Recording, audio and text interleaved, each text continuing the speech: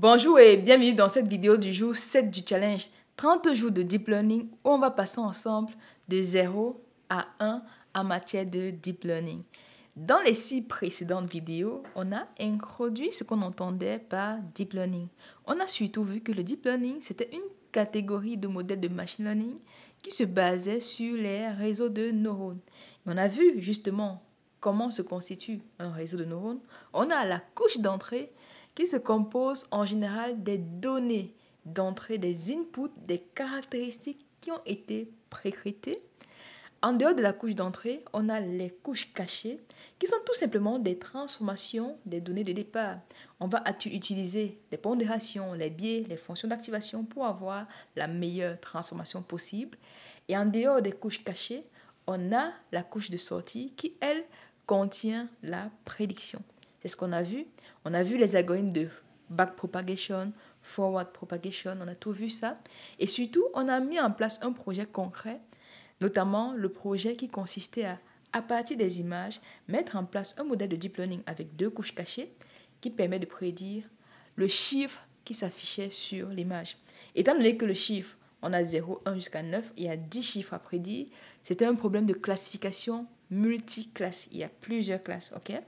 Dans cette vidéo, on va aller encore plus loin. On va approfondir notamment le choix de la fonction d'activation. On va comprendre notamment comment est-ce qu'on choisit la fonction de perte. On va voir surtout comment mettre en place un modèle de deep learning qui permet de réaliser la classification binaire et aussi les spécificités de la classification de la régression. Donc vous aurez compris, dans cette vidéo, on va faire 2 modèles de deep learning.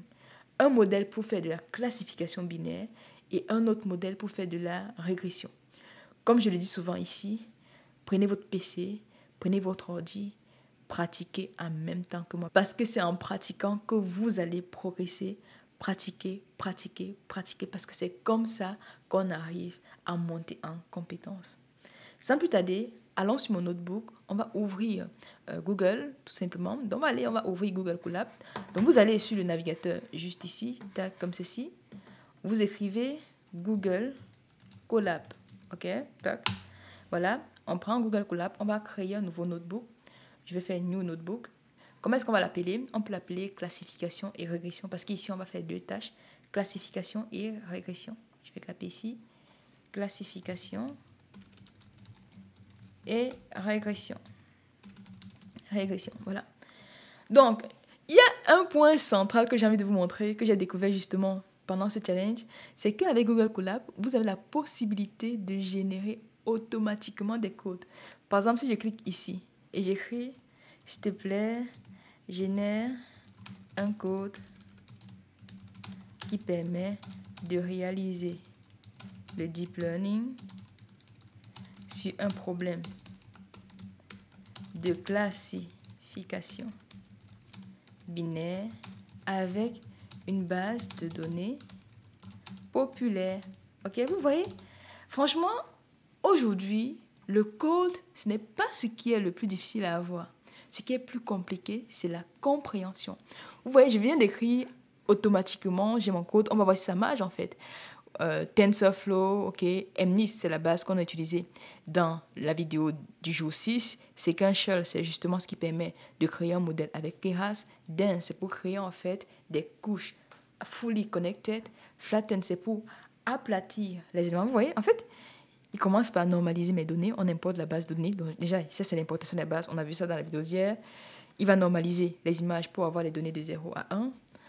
Il va créer le modèle, l'architecture. Il a commencé par flatten ici, par avoir un vecteur 1D sur les données. On ajoute une couche dense et une couche de sortie softmask. On va compiler le modèle, optimiseur Adam, ici fonction de perte, la métrique optimisée. On entraîne le modèle et on a, si j'exécute ça, est-ce que ça marche? Vous voyez? Avec une instruction, j'ai déjà le code qui permet de faire du deep learning. Donc aujourd'hui, le code, ce n'est vraiment pas la chose la plus complexe. Ce qui est vraiment complexe, c'est de comprendre chaque détail. Mais ce n'est pas ça l'objectif de cette vidéo. On va développer un autre code qui va nous permettre, cette fois-ci, de faire une classification binaire. Parce qu'ici, on avait une classification multiclasse.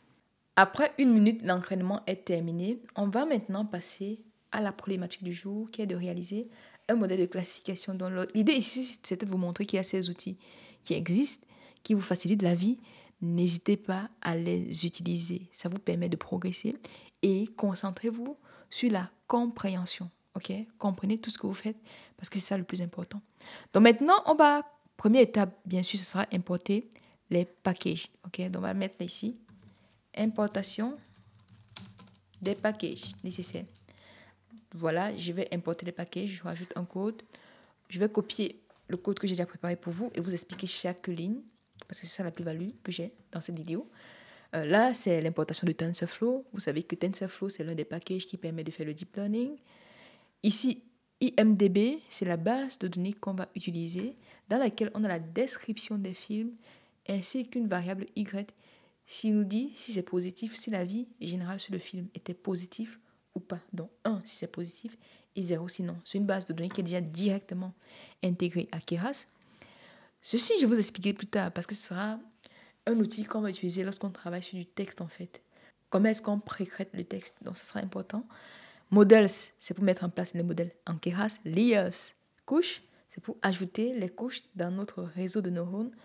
Optimizer, c'est pour choisir en fait la technologie, la technique qu'on va mettre en place pour optimiser les poids, le biais et autres en fait.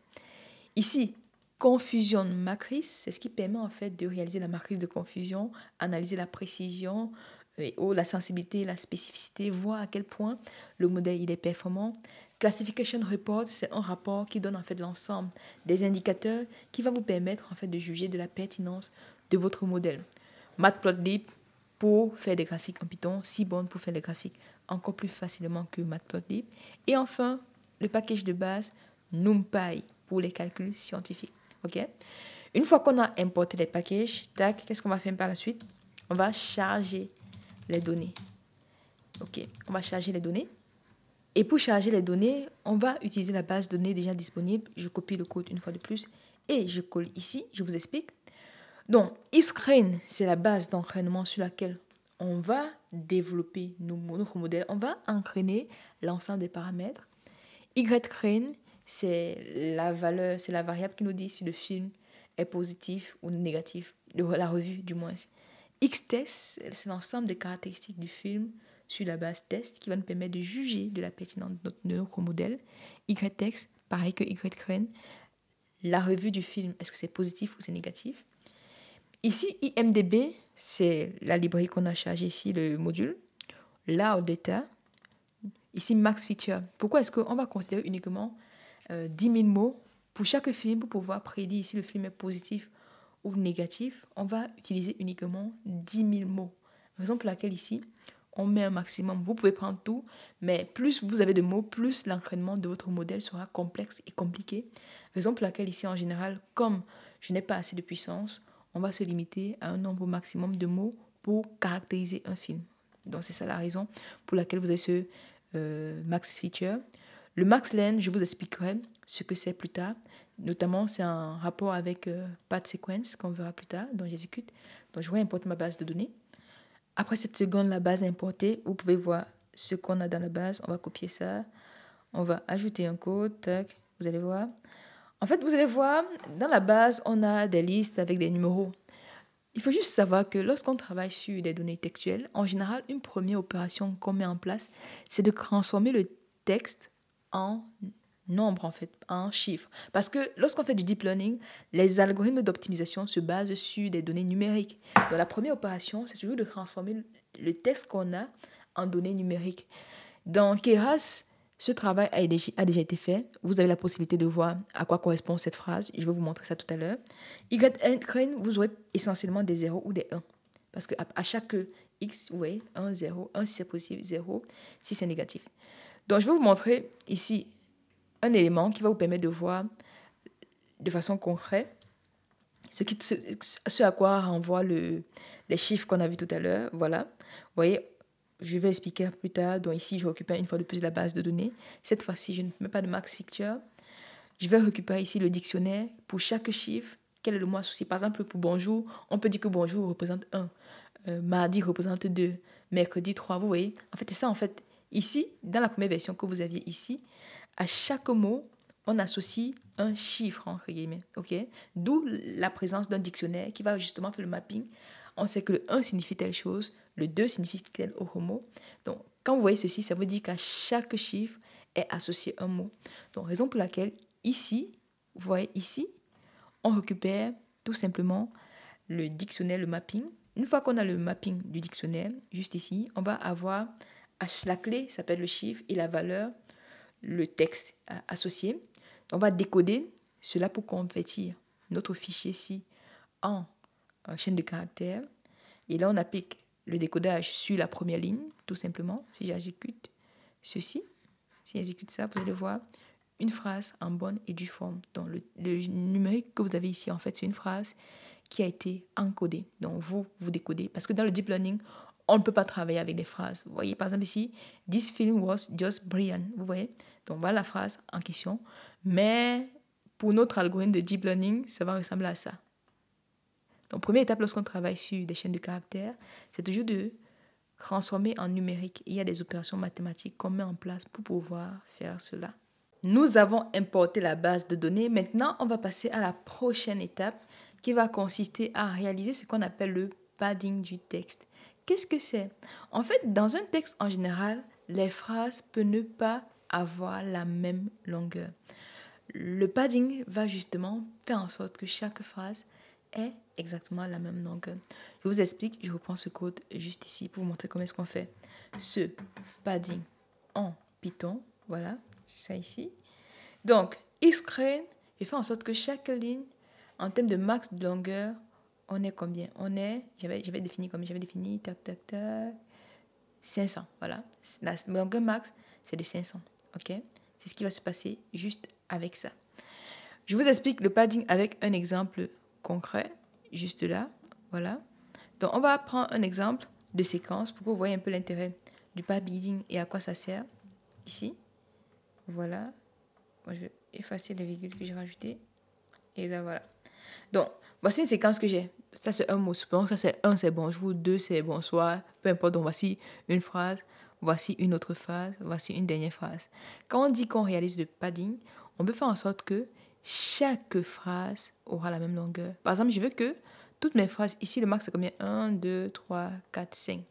Le maximum a 5 mots. Donc, je veux que chaque phrase, ici, contienne exactement 5 mots. La taille de la séquence doit être de 5. Donc, je fais path sequence qui est disponible dans Keras. Je récupère la séquence que j'ai définie ici et je mets le maximum. Vous allez voir à quoi ça ressemble. Cette fois-ci, la séquence, ça va ajouter des zéros avant. Et par exemple, ici, vous voyez, on avait 1, 2, 3. Il rajoute des zéros avant et on a 1, 2, 3. C'est ça le padding en fait.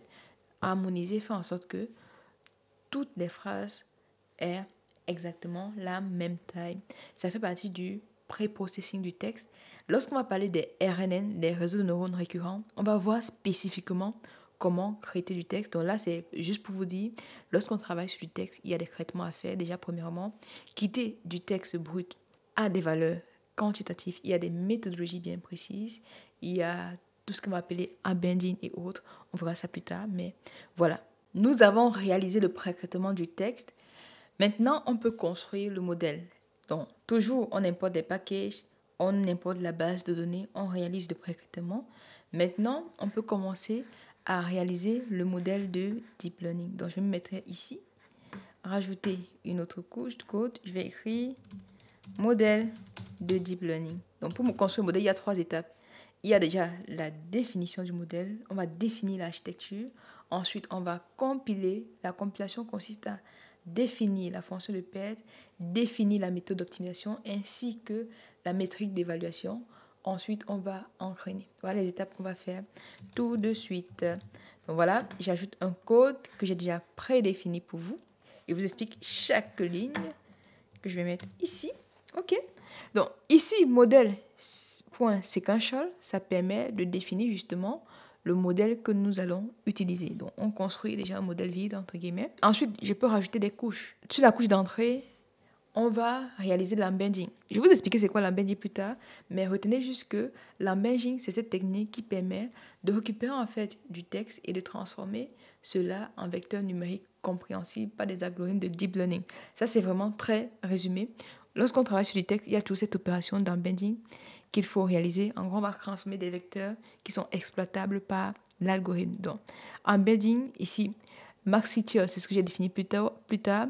Ici, c'est le nombre de neurones, 128 en général, et la taille max.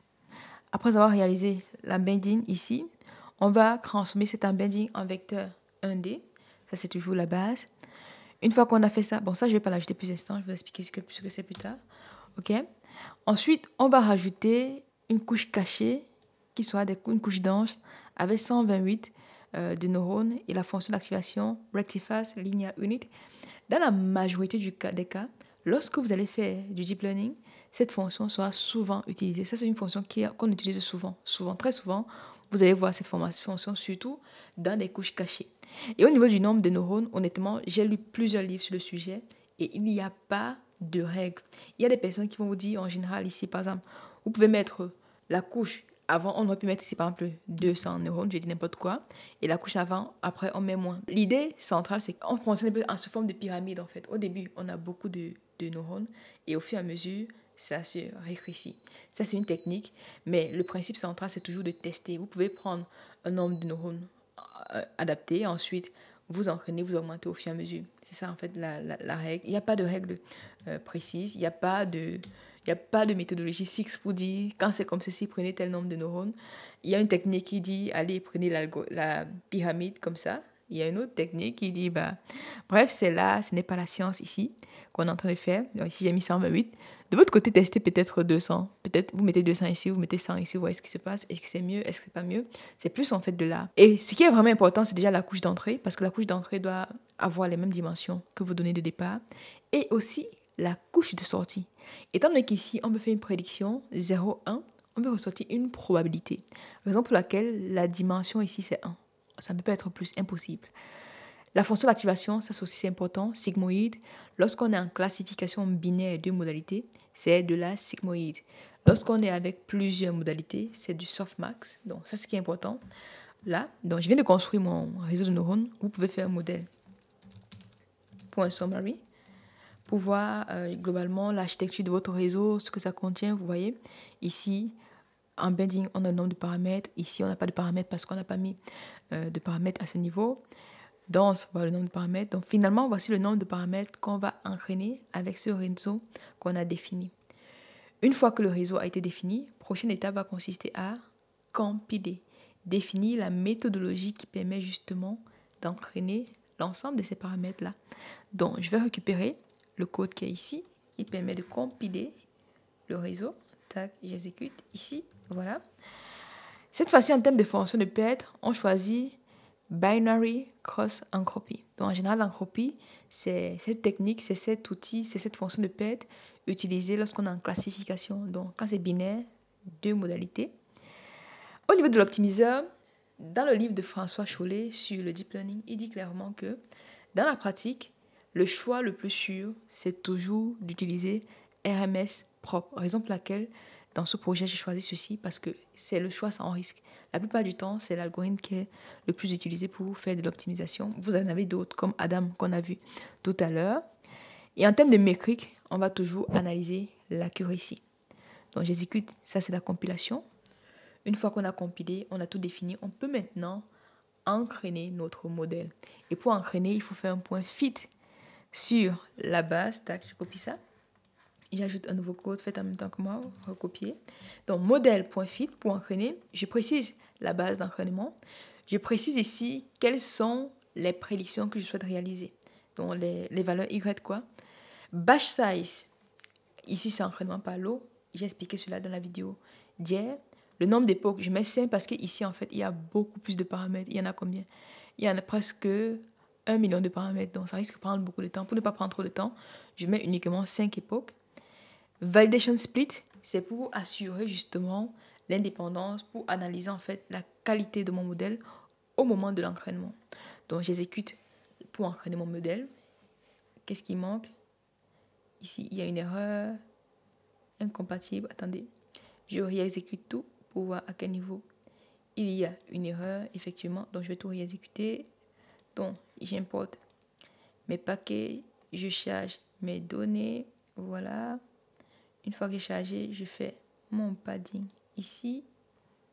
Une fois que j'ai fait le padding, je définis la structure, je fais le summary, je compile tout et voilà, maintenant ça marche. Je pense qu'il devrait y avoir un problème au niveau de l'exécution.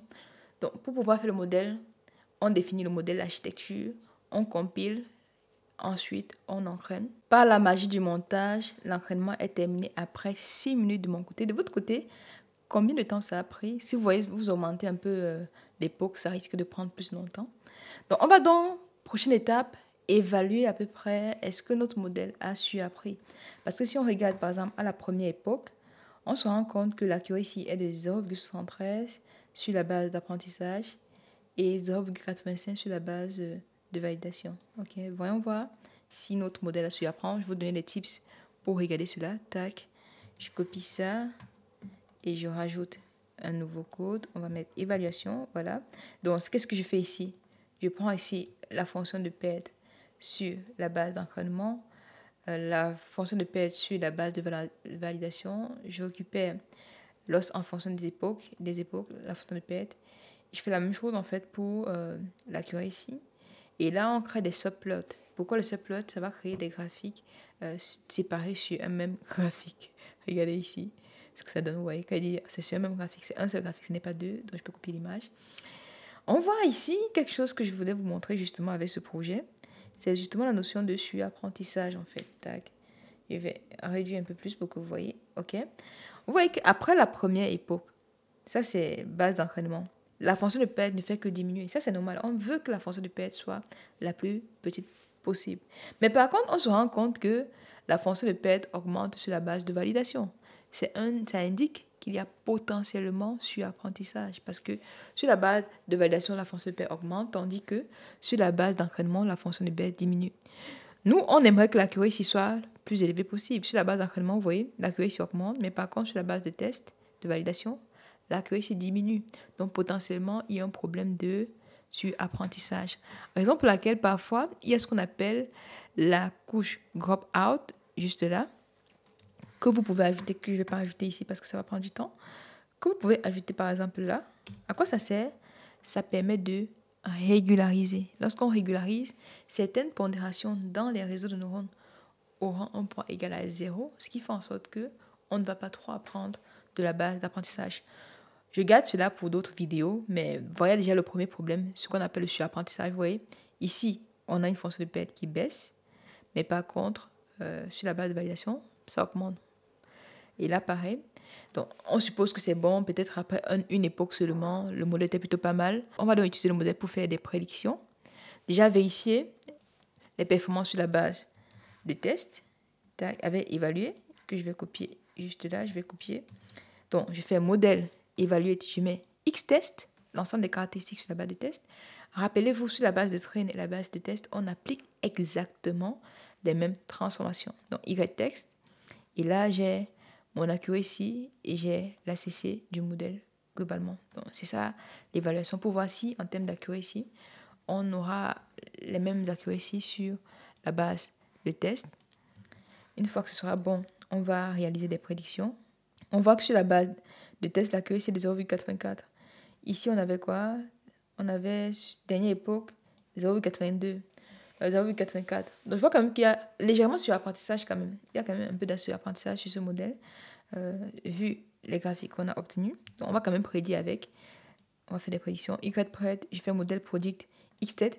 En gros, si c'est supérieur à 0, ça prend la valeur 1. En gros, si la probabilité qui ressort de la dernière couche est supérieure à 0,5, je décide que le film est positif, la revue est positive. Si c'est inférieur à 0,5, c'est négatif. Donc, c'est ce qu'on fait ici. Après avoir fait ça, vous pouvez justement évaluer votre modèle avec notamment la matrice de confusion qui est juste ici, ou bien encore le rapport de classification qu'on peut faire ici. On ajoute ça ici. Et sur le rapport de classification, vous pouvez regarder l'accuracy qui est là, la précision, recall, F1 score. Donc, vous avez toutes les caractéristiques qu'on remet souvent en avant lorsqu'on fait de la classification. Vous pouvez aussi visualiser la matrice de confusion ici. Ça, c'est le graphique qui permet de réaliser la visualisation. Donc, on met la matrice de confusion, on met l'ensemble des valeurs Et là, vous pouvez voir, on voit bien que ici, ce sont des contrats qui étaient négatifs au départ et qui ont réellement été prédits négatifs. Et là, les contrats qui étaient positifs au départ, qui ont été réellement prédits positifs par l'algorithme. Ici, ce sont les erreurs de classification de notre algorithme sur la matrice de confusion. Maintenant, on va passer à la prochaine étape. Vous avez vu l'ensemble des méthodes. Ce qui est important à retenir, c'est que lorsqu'on fait de la classification binaire, on doit utiliser déjà, premièrement, sigmoïde en sortie du réseau de neurones, c'est très important. On utilise le binary cross and copy comme fonction de perte et aussi accuracy pour mesurer la performance du modèle. Nous avons déjà réalisé 2 projets de deep learning, un projet de classification multiclasse pour prédire le chiffre qu'on observe dans une image. Deuxième projet, on a vu la classification binaire. Maintenant, voyons ensemble comment est-ce qu'on peut utiliser les réseaux de neurones pour faire de la régression. On va aussi utiliser une base de données populaire, notamment Boston Housing, pour prédire le prix des biens immobiliers à partir des caractéristiques. Donc, première étape, on va rajouter ici dans le notebook, faites en même temps que moi, prenez le temps de progresser, pratiquer, parce que c'est comme ça que vous allez progresser. Ça, je vous garantis, je vous assure. Si vous faites des projets comme ça, vous allez comprendre comment ça marche, vous verrez. Donc, on va mettre ici la prédiction de... Est-ce que vous voyez ce que je fais? Non, vous ne voyez pas ce que je fais. On va faire comme ça, voilà. Prédiction de variables quantitatives. C'est la régression, en gros. Quantitative. Donc, on va mettre ça comme ça. Là, je vais rajouter un code. On commence toujours par importer les packages. C'est le même principe, en fait. Et sauf qu'il y a une astuce que je vais vous montrer ici, notamment le taux d'apprentissage, ce que c'est. Boston Housing, cette fois-ci. Model Layer, vous connaissez déjà. RMS propre, c'est pour l'optimisation. Standard Scaler, c'est pour normaliser les données. Et NumPy, pour les calculs scientifiques. Première étape, on fait quoi? Exactement. On commence par importer la base de données. Toujours base train, base test, y-train, y-test. Vous pouvez voir à quoi ça ressemble. Vraiment, c'est un réflexe que vous devez avoir. On importe la base de données, on pré-crête, ensuite on fait le modèle. C'est toujours ça. Même dans le deep learning, vous avez le pré-crètement, les amis. Même dans le deep learning, il y a un pré-crètement à faire. On ne prend pas la base de données garbage in, garbage out. Les données qui ne sont pas de bonne qualité, votre modèle ne va servir à rien. Ça, c'est la base. C'est pour ça qu'il y a toujours un pré-crètement. Vous voyez, vous avez ici les features. Bon, ici, on ne sait pas trop ce que c'est. Mais si vous regardez sur Internet, vous allez trouver ce que ça signifie. Ça, c'est les Y.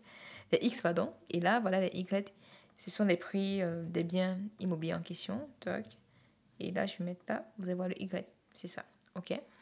Donc, ici, vous avez remarqué que dans le X, on a plusieurs variables quantitatives. Et en général, lorsqu'on travaille sur des variables quantitatives, une pratique qu'on a souvent, c'est de standardiser les données. Raison pour laquelle on va appliquer ici le standard scaler. OK? Donc, je vais mettre ici, je standardise mes données, je vous explique. Donc, standard scaler, c'est une classe qui permet de standardiser l'ensemble des données qu'on a dans notre base de données. Scaler, c'est ce que j'ai défini ici. On appelle ça c'est orienté objet. On a instancié un objet. Maintenant, on applique la méthode fit transform. Qu'est-ce que ça fait? Fit transform permet déjà de calculer la moyenne et l'écart type sur le jeu de données, sur la base d'entraînement, stocker les paramètres et appliquer la transformation sur la base d'entraînement. Une fois qu'on fait le fit transform, les paramètres qui ont été utilisés pour faire le fit transform sur la base d'entraînement sont stockés sur le scaler. Et lorsque j'utilise ce scaler-là sur la base de test, ça utilise les mêmes paramètres en fait. Par exemple, laquelle on fait souvent des pipelines en machine learning, on verra ça plus tard, mais globalement, retenez jusqu'ici, j'ai standardisé mes données, j'ai déterminé les paramètres de ma standardisation et j'ai appliqué exactement les mêmes paramètres sur ma base de test. C'est pour ça qu'ici, il y a scaler, c'est où j'entraîne les paramètres. Le transform permet d'appliquer ces paramètres calculés sur la base d'apprentissage, sur la base de test. Et ça, c'est super important lorsqu'on fait du machine learning. Donc, scaler, je calcule les paramètres de mon scaler sur la base d'apprentissage et j'applique les mêmes paramètres sur ma base de test. C'est pour ça qu'ici, vous voyez, scaler.transform. OK? Une fois que j'ai fait ça, j'ai réalisé mon pré-traitement pour aller beaucoup plus loin. On simplifie ici au maximum. Écoutez, on veut juste voir comment fonctionne le deep learning ici. On va faire un autre modèle de deep learning. C'est un MLP, perceptron multicouche, en l'occurrence. Donc, séquentiel, je définis mon modèle. Ici, la fonction d'activation danse rélu. Je mets une autre couche danse et la couche de sortie ici qui a un seul neurone. Pourquoi est-ce que la couche de sortie a un seul neurone selon vous? Pourquoi est-ce que sur la couche de sortie, on a un seul neurone? Parfait. On a un neurone parce qu'on va prédire une seule valeur, le prix du bien. Raison pour laquelle on a un seul neurone. Je fais mon summary pour voir l'ensemble des paramètres. Vous voyez que lorsqu'on fait de la régression, il y a moins de paramètres. Lorsqu'on travaille sur les données tabulaires en général, il y a moins de paramètres. Alors que sur du texte, franchement, on avait des millions de paramètres. Et ça, millions, c'est même petit en fait. Si vous voyez des trucs comme ChatGPT, ce sont des milliards de paramètres, ok? Donc voilà. Une fois qu'on a ça, on peut commencer par... Qu'est-ce qu'on va faire? On va compiler. Donc, on a déjà entraîné le modèle. On va compiler. Allez-y, compiler en même temps que moi. Prenez votre notebook. Pratiquez. C'est l'occasion.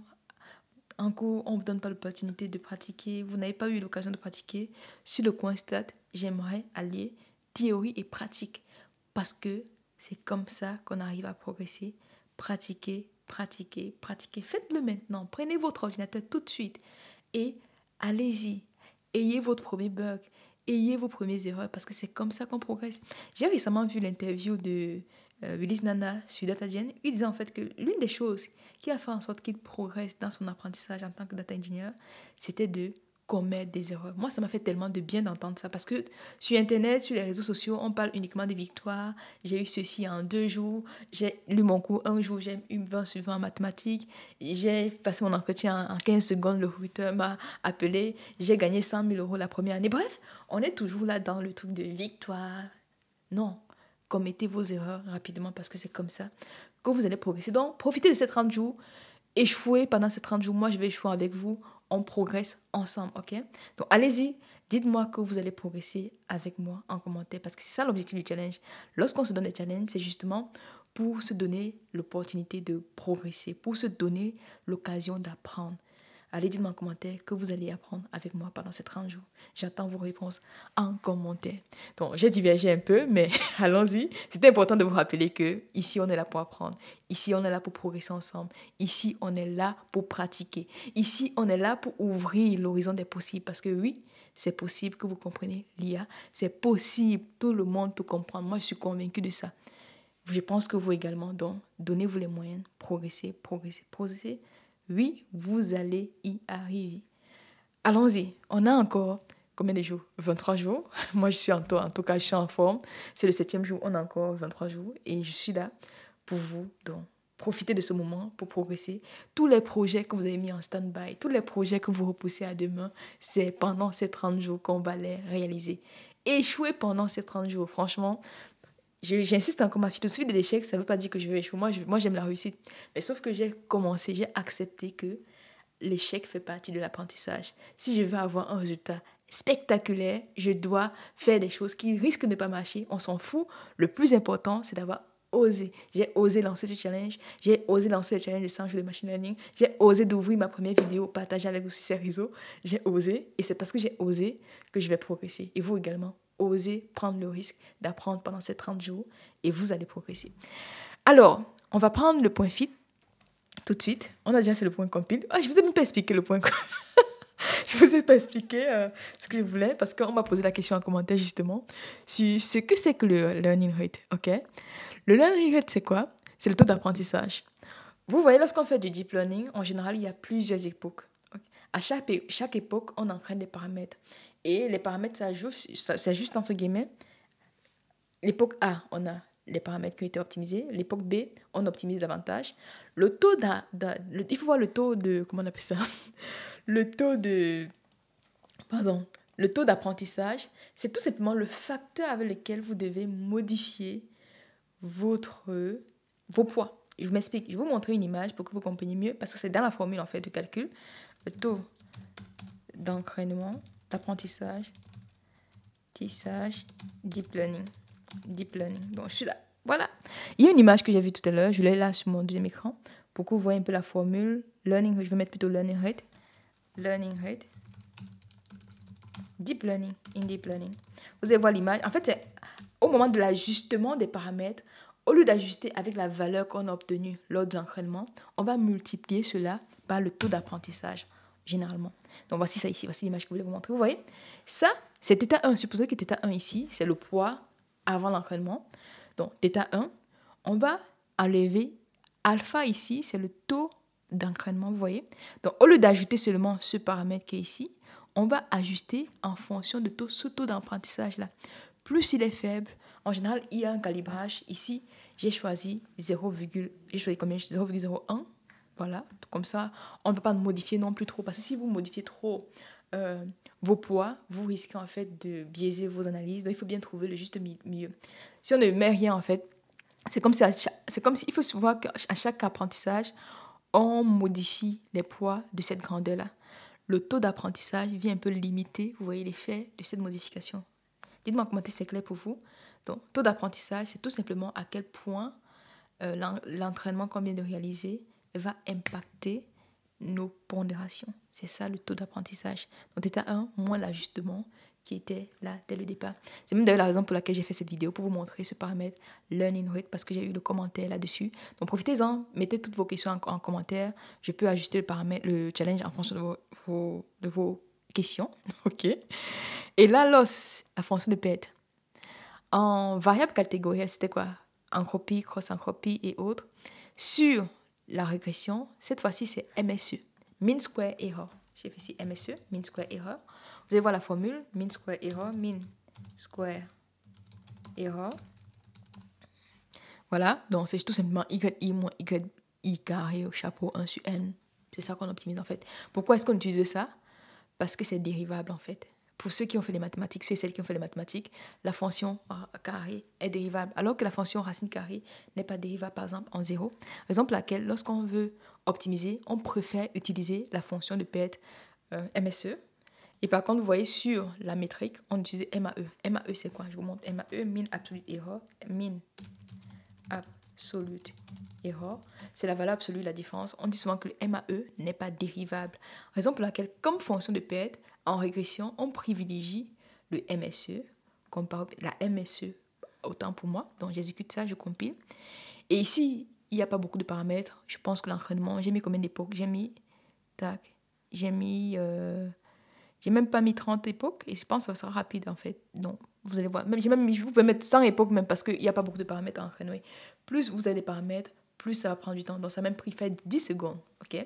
Donc, on a entraîné notre modèle. Vous avez compris c'est quoi le taux d'apprentissage. C'est à quel point l'entraînement qu'on vient de réaliser va affecter nos points. De combien ça va augmenter ou réduire nos poids. Exactement. On a ça. On a entraîné le modèle. Maintenant, on peut évaluer les performances de ce modèle-là. Et pour l'évaluer, on va commencer par mettre en place le graphique que j'aime bien faire sur, déjà, premièrement, la précision. Et c'est ça ici. Donc, on va mettre la fonction de PET sur la base de validation, l'époque, la PET. Et ici, on aura également l'erreur absolue moyenne, MAE. J'exécute pour voir, en fait, si on a overfité ou pas.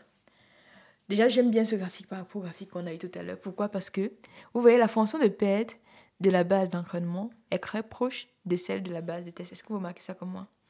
Donc, on peut dire ici, on a moins d'overfitting comparé au modèle sur la classification. Par contre, ici, je vois que, ici, pas quand même. Vous voyez ici, en bleu, c'est la base d'entraînement. Vous voyez que la fonction de PET est faible. Je peux dire on aurait pu s'arrêter ici, en termes d'entraînement, parce qu'après, vous voyez, l'erreur devient plus élevée sur la base d'apprentissage. Donc, à partir d'ici, on peut considérer qu'il y a un peu surapprentissage. Donc, on parle de surapprentissage lorsque la performance sur la base d'apprentissage est trop éloignée de la performance sur la base de validation. C'est ça, en fait. Donc, c'est pour ça que je fais souvent ces graphiques, pour voir si on ne surapprend pas. Et voir à quelle époque aussi on s'arrête. OK? Donc, une fois que j'ai fait ça, maintenant, je peux dire que mon modèle est bon.